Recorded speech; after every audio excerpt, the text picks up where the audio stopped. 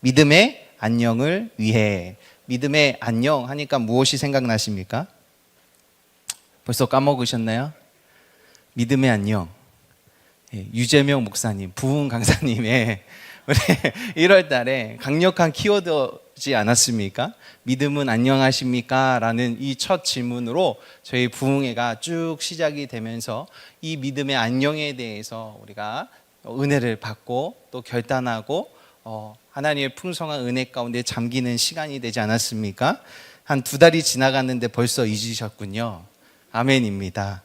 그래서 오늘 이 믿음의 안녕을 위해서 도대체 우리가 무엇을 결단하고 또 오늘 이 본문을 통하여 이 믿음의 안녕이 어떻게 이루어질 수 있을까 좀 함께 바라보았으면 좋겠습니다.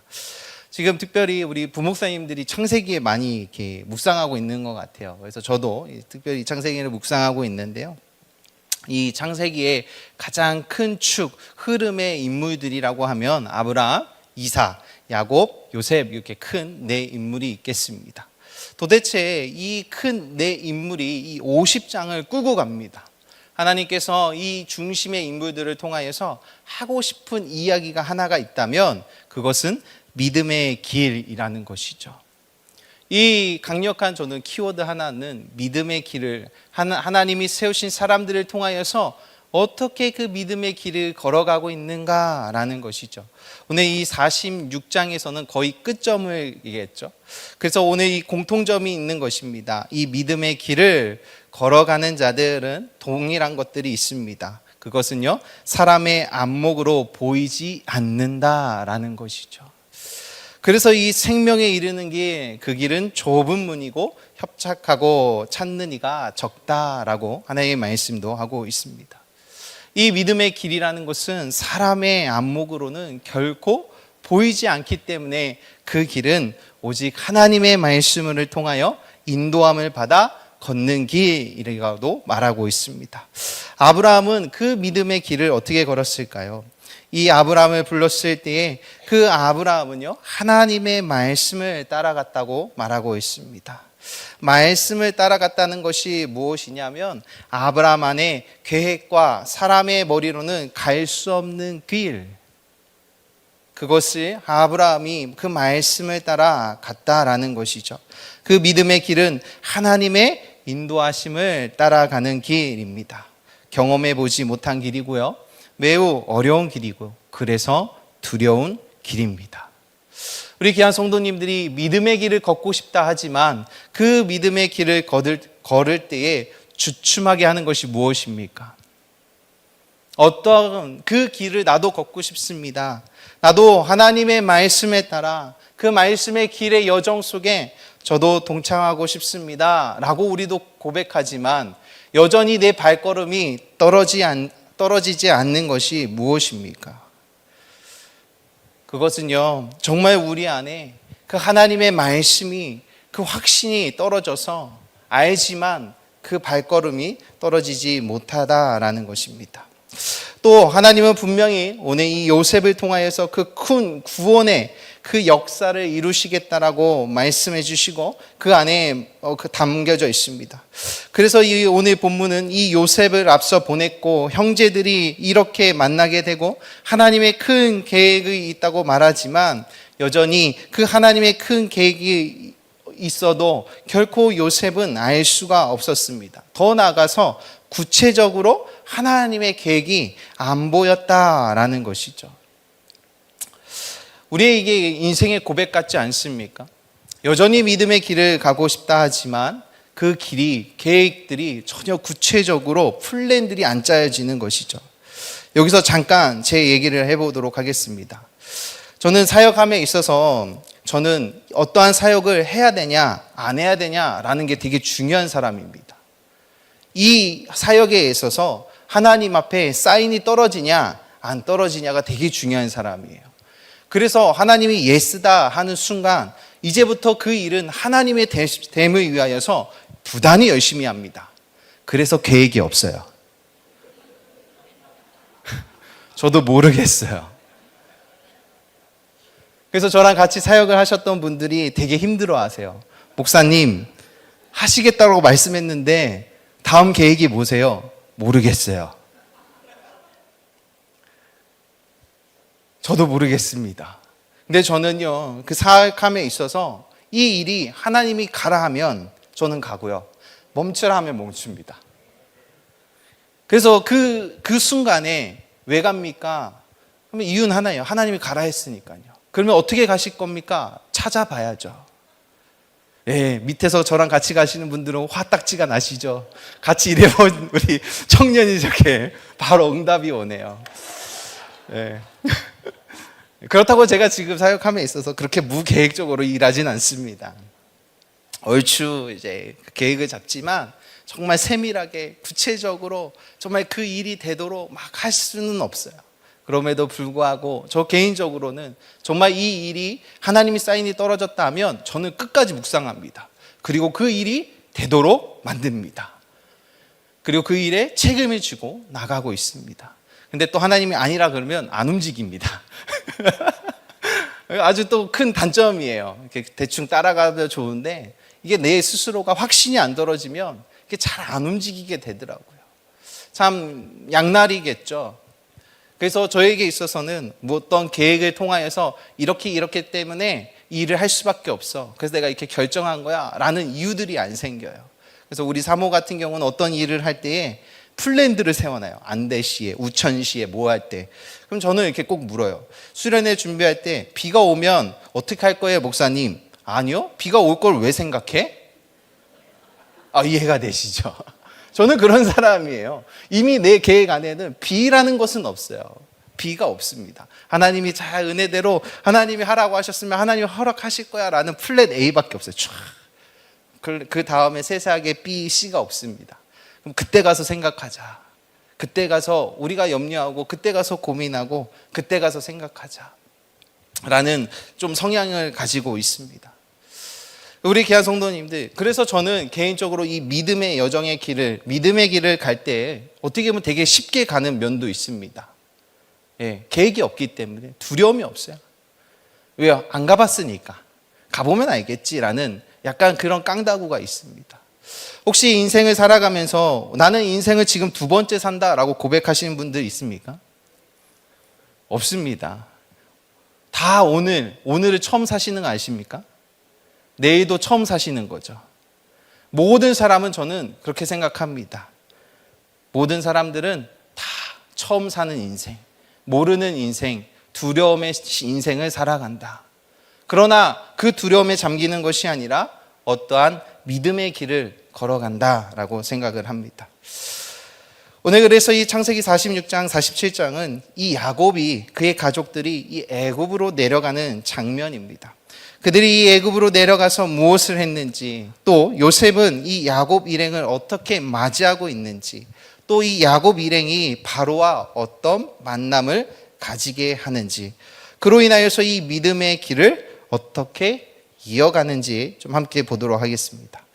이 애굽은요, 당시 최고의 나라입니다. 초강대국이라는 사실이죠. 지금으로 비유하면 미국이죠. 초강대국. 그냥 강대국이 아닙니다. 범접할 수 없는 강대국이라는 것입니다. 이 야곱은 이 애굽에 내려가게 되어지는데요. 야곱은 큰 계획이 있었는데, 애굽으로 큰 계획이 있었는데, 사실 이 애굽은요, 무엇보다도 두려운 곳이다라는 사실입니다. 우리 잠시나마 우리 성도님들 혹시 교통사고를 당해보신 적이 있으십니까? 아까 애굽이라는 곳은 두려움의 장소, 애굽이라는 곳은 두려움을 느끼는 장소인 거예요. 우리가 교통사고를 어느 지역에서 딱 당하면 그 지역에 가면 순간적으로 긴장이 되세요, 안 되세요? 굉장히 돼요. 이렇게 우리도 성도님들 가운데 교통사고를 딱 당하면 순간적인 그 장소가 가면 두려움이 딱 오고 긴장이 되죠. 그 트라우마가 있는 것이죠. 이 야곱에게서는요, 이 애굽이 다 그런 곳이에요. 두려운 곳. 왜냐하면요, 이 야곱은요, 이 박단 아람에서, 이 하란에서 한 20년 동안 라반과의 싸움하게 되죠. 그래서 이 라반에게 아주 20년을 당하고 살게 되어지죠. 그러나 그 하란 땅은 그래도 자기 리브가의 어머니가 있고 리브가의 고향이며 자기 아내의 고향이고 그다음 외삼촌이라는 곳이죠.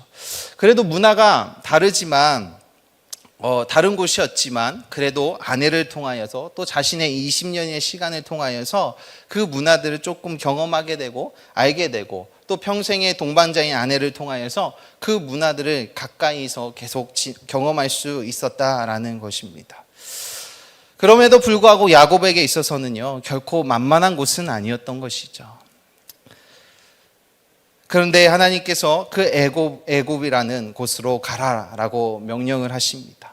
그 믿음의 조상인 증조 할아버지 그 아브라함이 간 그 길에 애굽에서 얼마나 당했던 그 이들을 들으면서 그에게 뭔가 애굽이라는 곳은 두려움이라는 딱 플랜, 어떻게 보면 딱 정착하게 된 곳입니다. 그래서 이 애굽은 야곱에게는 매우 두려운 길이었습니다. 그래서 아무리 그 아들 요셉이 총리가 되어 있지만 그곳에 결코 가는 것이 이 야곱에게는 매우 두려운 곳이다라고 또 성경은 이야기하고 있습니다. 그리고 두 번째, 이 야곱 스스로가 왜 두려웠냐? 성경을 보니 그 나이가 지금 하나님이 부르시고 애굽으로 가라고 했던 그 나이가 130세였더라라고 말하고 있어요. 이 야곱 안에는요, 하나님의 그 부르심의 사명과 소명이 있었어요. 근데 그 소명의 끝이, 그 믿음의 길의 끝이 보이지 않는 시점. 그러나 어느 순간 내 나이가 130년, 하나님께 부름받을 나이가 얼추 다 됐다는 것을 감각적으로 이제 알고 있는데 하나님이 이제 그를 애굽으로 가라고 하니까요, 그 안에 죽음이라는 두려움이 딱 오는 거예요. 나는 그래도 여기서 죽어야 되는데 내가 애굽 가서 죽으면 어떡하지?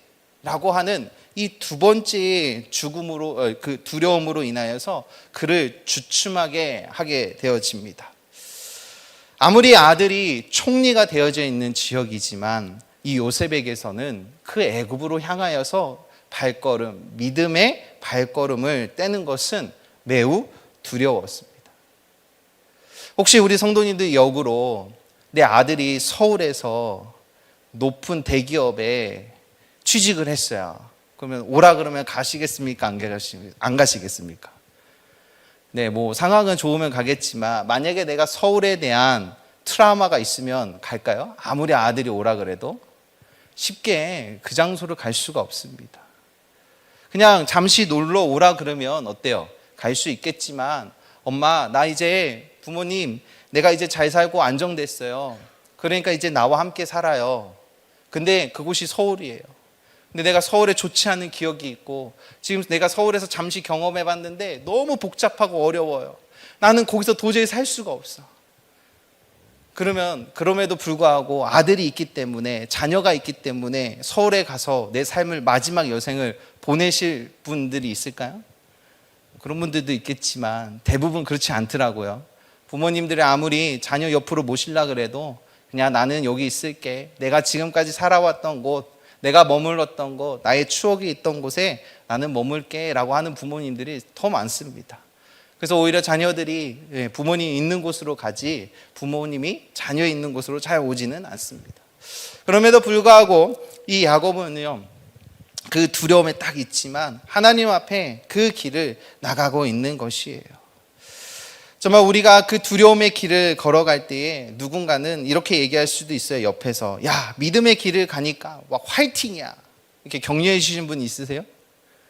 야, 좋은 길이잖아. 믿음의 길은, 그 결단의 길은 너무 좋은 거니까 화이팅입니다. 제가 하나 얘기할게요. 제가 목사 안수를 받음에 있어서 제 친구가 야, 너 이제 목사 안수 받으니까 축하해 하는데 저는 화가 났어요.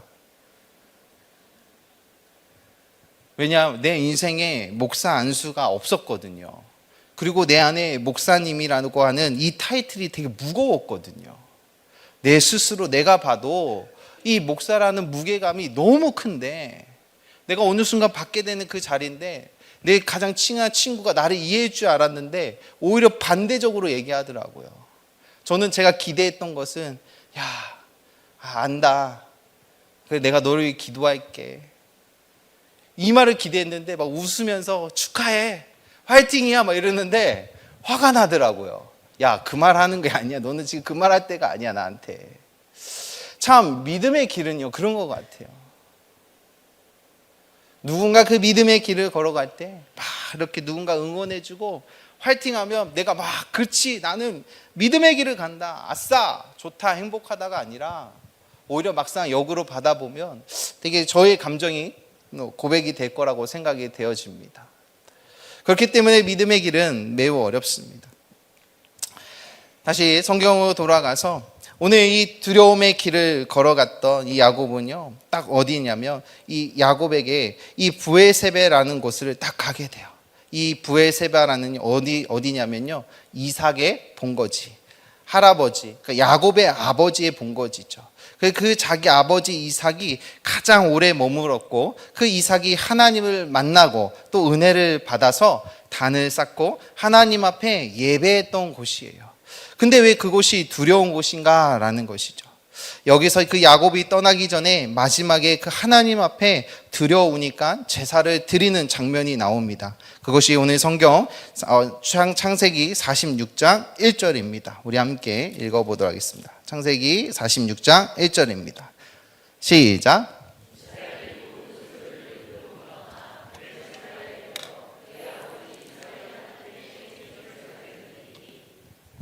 야곱이 두려워서 이 브에세바라는 곳에 머물러서 그 아버지의 이삭의 하나님께 그래요.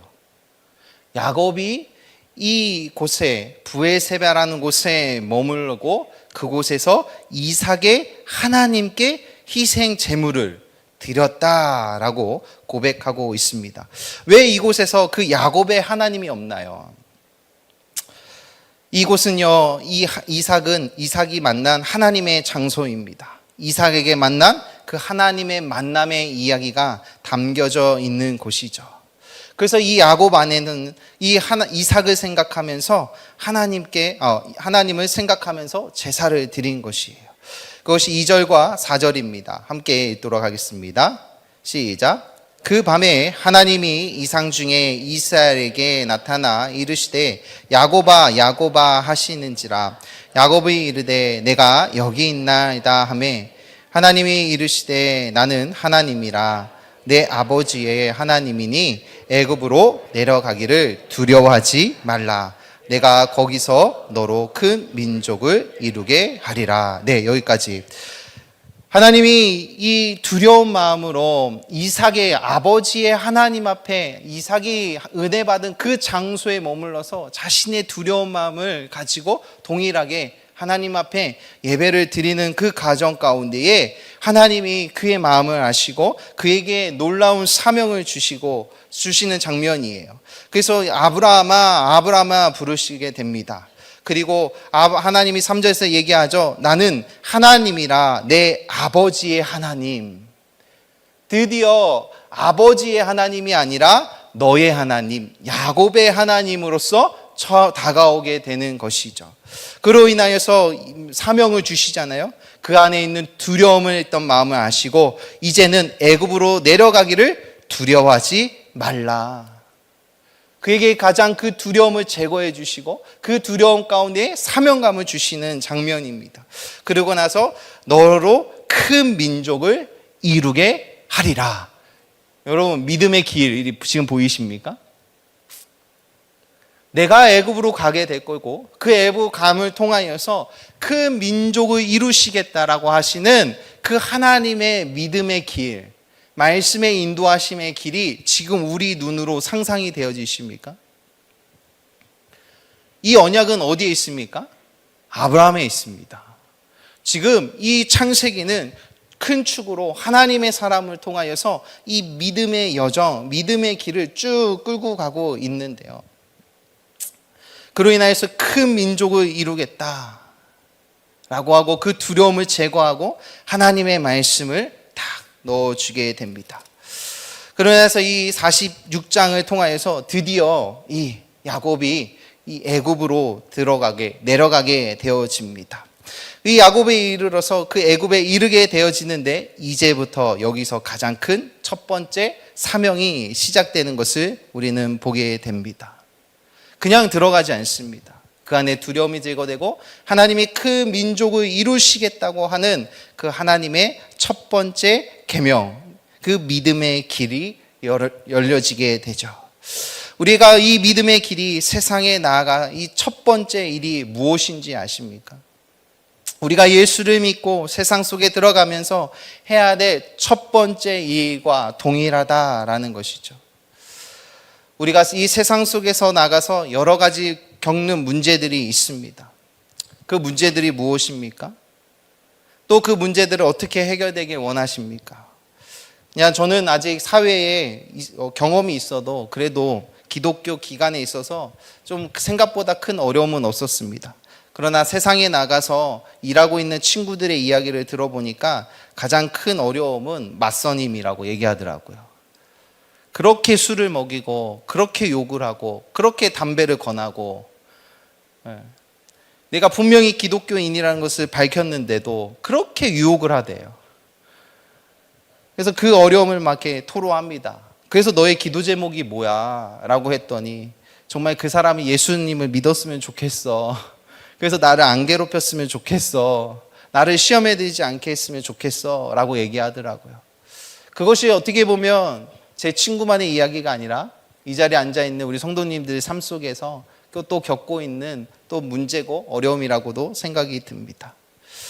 그럼에도 불구하고 오늘 이 본문의 가장 중요한 핵심은 하나님의 그의 첫 번째 주신 사명은요, 그 사람이 바뀌는 것이 아님에 있는 줄 믿습니다.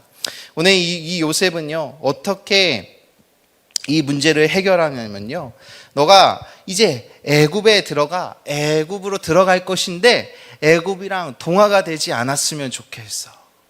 이제 나의 말씀을, 믿음의 길을 너가 걷기로 했으니까 이제부터 그 믿음의 길을 따라서 잘 걸어갔으면 좋겠어 라는 이 첫 번째 사명이 딱 붙는 것이죠.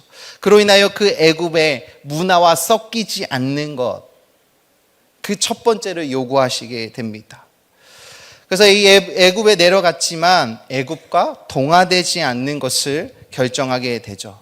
그래서 이 이스라엘이 400년을 버틸 수 있는 이유가 여기에 있습니다. 한번 곰곰이 생각해 보십시오.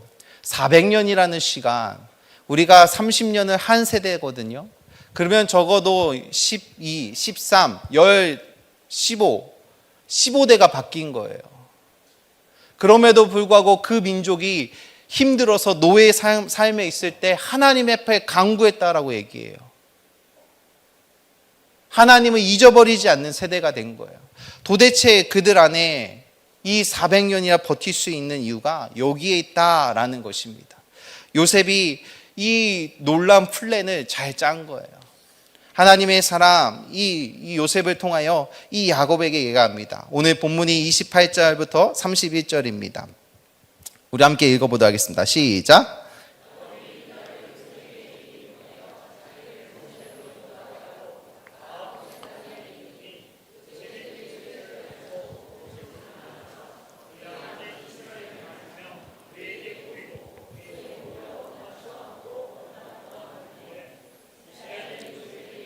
너는 지금까지 살아있고 내가 내 얼굴을 보니 지금도 족하다.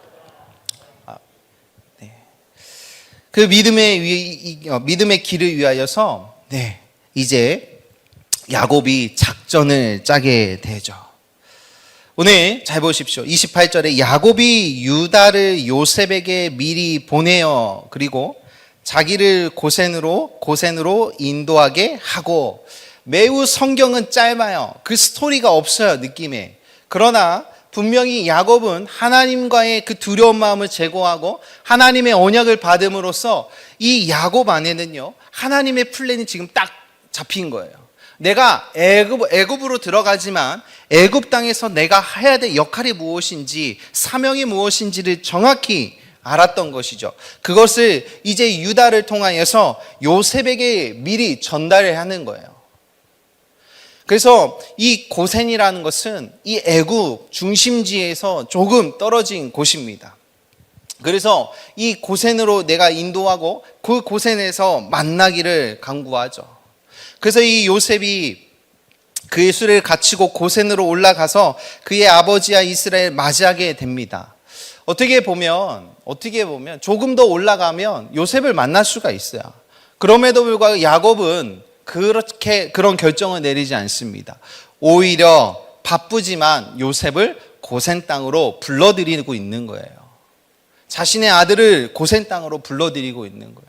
그리고 나서 이 성경을 자세히 이야기 나오진 않지만 이제 작전을 짜는 거죠. 하나님의 뜻을 나누기 시작한 거예요, 아들이랑. 그렇다면 이제부터는 이 땅에서 하나님이 이루어 가실 그 믿음의 길을 우리가 어떻게 하면 이루어갈 수 있겠는가에 대해서 플랜을 짜기 시작한 거예요. 그래서 그 나온 플랜이 무엇입니까? 오늘 32절입니다.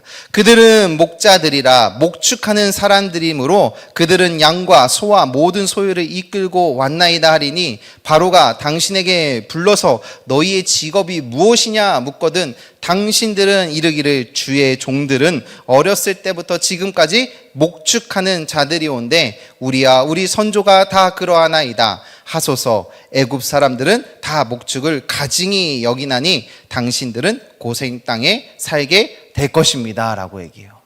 당신 이제부터 어떻게 얘기하면 이제는 우리가 바로를 만날 것입니다. 근데 바로를 만날 때에 바로가 질문할 것인데 그 질문에 이렇게 답하십시오. 우리는 목축하는 사람들입니다. 근데 지금 목축하는 사람이 애굽에서는 어떤 역할과 위치죠? 가증한 것.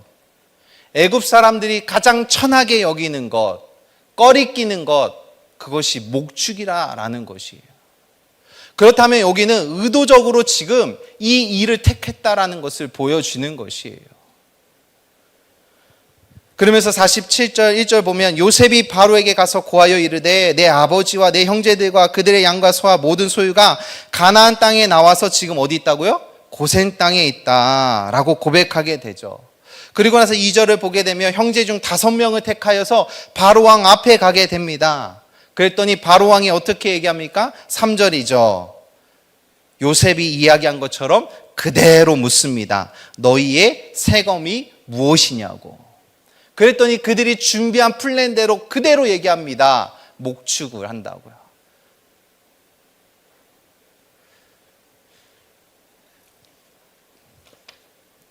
여기서 중요한 것을 좀 나누고 싶습니다.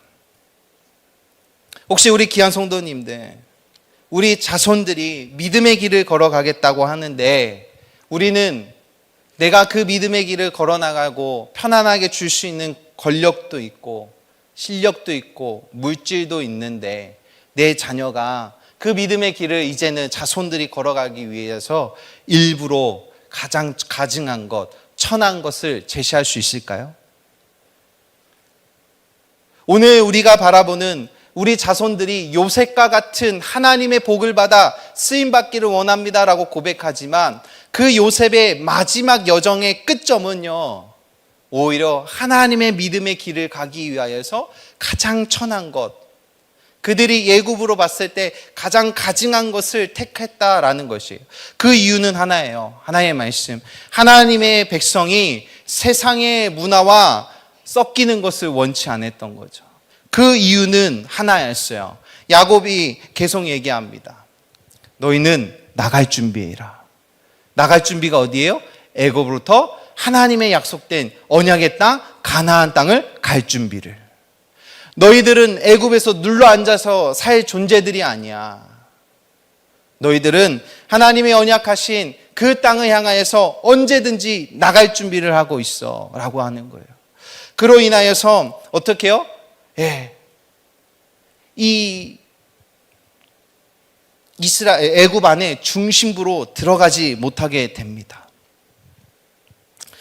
그래서 이 요셉은 결정을 하죠. 차라리 천하게 살자. 차라리 천하게 살겠습니다. 차라리 가난하게 살겠습니다. 부자가 되고 인정받고 나가서 그 세상 속에 들어가서 하는 것보다 오히려 하나를 내가 선택하라면 나는 하나님의 나라를 보면서 차라리 이 세상에서 조롱받아도 신앙을 지키겠습니다 라고 한 고백인 거예요. 그 시점이 언제예요? 인생의 가장 정점에 있을 때 이 요셉이 결정한 거예요. 오히려 우리는 인생의 적정에 있을 때 우리 자손들에게 하고 싶은 것이 뭘까요? 신앙의 길을 가라고? 믿음의 길을 가라고? 아닐걸요. 많은 사람들이 오히려 이 요셉의 총리에 관심이 있지만 총리 이후의 삶에는 많은 관심이 없습니다. 그러나 오늘 이 설교를 통하여서 정말 우리의 이 신앙을 점검하고 정말 우리 다음 세대가 하나님의 말씀으로 어떻게 세워져고 지켜야 되겠는가 함께 기도하고 나아갔으면 참 좋겠습니다. 정말 그리고 마지막 나누고 싶은 것은 이 요셉의 권력가 있다고 했잖아요. 근데 신분이 중요해요. 천황한 거 가증한 거 하는 순간 신분이 저 밑에 있는 거예요. 그러니까 나중에 우리가 출애굽하게 될 때 그들이 노예라고 하잖아요. 그리고 요셉을 알지 못하는 왕이 세워졌다 그런 거예요. 신분 자체가 완전히 천한 것으로 떨어지니까 한 몇 사이클이죠. 이 대 사이클이 2바퀴만 돌아도 하나님을 모르는 왕이 세워지니까 요셉이 누군지를 전혀 모르는 거예요. 저 민족이 왜 그냥 천한 일을 하고 있으니까 어느 순간 가장 천한 민족이구나, 천하구나 라고 신분으로서 누른 거죠. 그래서 그들은 그 노예의 인생을 살아가게 된 것입니다. 그럼에도 불구하고 그들 안에 영적 DNA가 하나가 있었고요. 탑재된 게 딱 있는 거예요. 뭐예요? 떠날 준비. 믿음의 길. 나는 더 이상 여기서 머무는 자가 아니라 하나님의 언약을 붙들고 하나님의 말씀을 들고 떠날 준비하는 자들. 하나님의 말씀을 이어가는 자들이라고 하는 그 강한 민족 정신이 그들 안에 있었다라는 것입니다. 그로 인하여서 그들은 그 400년의 시간을 견디고 시간을 보내게 되는 것이죠. 정말 우리가 모든 놀라운 축복이 있습니다. 우리 귀한 성도님께 위로를 드리고 싶은데요. 정말 우리 47장 4절에 있는 말씀입니다. 우리 함께 준비되면 읽어보도록 하겠습니다. 창세기 47장 4절입니다. 네, 시작.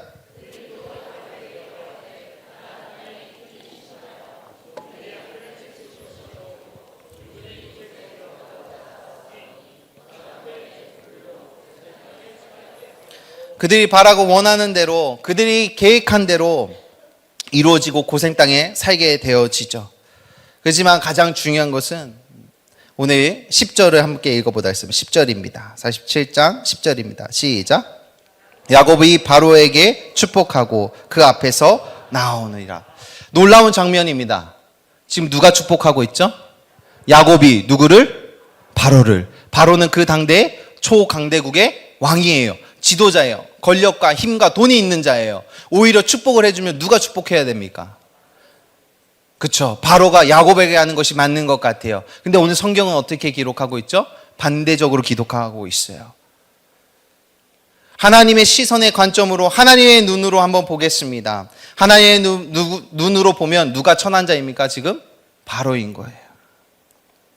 그러나 이 바로는 자신의 운명을 바꿀 수가 없었어요. 비록 세상적으로 보면 돈과 권력과 힘은 있었어도 자신의 운명은 못 바꿨어요. 우리는 하나님의 사람입니다. 이 야곱은요, 그 바로를 향하여서 축복을 해줘요. 엄청난 거 아닙니까? 세상의 권력자, 세상의 권력과 힘이 있는 자를 향하여서 축복을 해주고 있어요. 우리가 그런 존재라는 것입니다. 우리가 교회가 역할이 있어요. 어떤 역할이냐면 정말 이 세상을 향하여서 축복의 통로가 될 줄 믿습니다. 세상이 권력이 있고 힘이 세고 많은 것을 가진 것처럼 보일지라도 그들은 운명을 바꿀 수가 없어요. 그러나 우리는요, 하나님의 운명, 축복을 가진 자일 될 줄 믿습니다. 그로 인하여서 우리는 이 믿음의 여정의 길을 이 요셉은 이제 걷게 되어져요. 가장 인생의 정점에 있을 때 그의 부르심은 그의 민족을 통하여서 이제 믿음의 길을 걷게 되어집니다. 참 신기한 것은 어떻게 영적인 이 스피릿이 400년 동안 이어져 가는가. 그 하나님의 그 언약이 어떻게 자손들에게 계속 주입이 되고 그들은 그것을 붙들고 기다리고 사모하고 있는가. 그들의 자신의 삶 속에서 그것을 붙들고 견디고 있는가라는 것이죠. 우리 헌신 예배를 준비하는 성가대가 영상으로 자신의 삶의 일터에서 기도하고 찬양하는 모습을 보여줬습니다. 나만 그런 것이 아니라 내 자녀들도 정말 우리 자손들이 있는 그곳에서 하나님을 찬양하고 하나님께 간구하고 하나님이 인도하시는 그 믿음의 여정을 걸어갔으면 좋겠다. 그렇다면 내가 오늘 그들에게 무엇을 가르쳐 줘야겠는가? 그것은요, 가르침이 아니라 그 믿음의 길에 있는 줄 믿습니다. 우리 귀한 성도님들, 정말 그 믿음의 길을 걸어가시길 바랍니다. 말씀대로 걸으시는 거예요. 말씀이 보인다고 해서 걸어가는 것이 아니라 내 발의 등불이요, 한 걸음 한 걸음 한 걸음 가다 보면 어느 순간 하나님의 인도하심이 무엇인지 경험이 되어지고 고백이 될 줄 믿습니다. 기도하겠습니다.